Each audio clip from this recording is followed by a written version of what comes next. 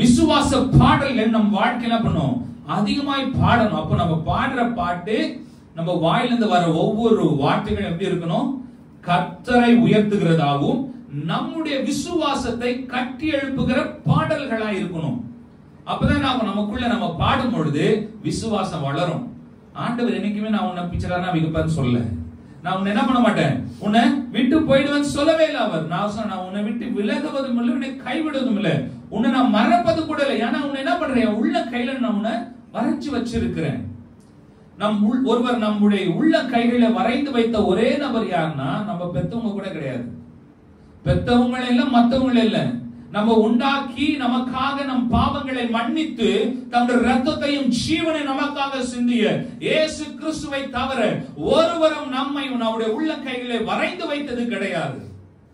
நம்மை மறக்காத தெய்வம் இயேசு கிறிஸ்து ஒருவர் மாத்திரமே.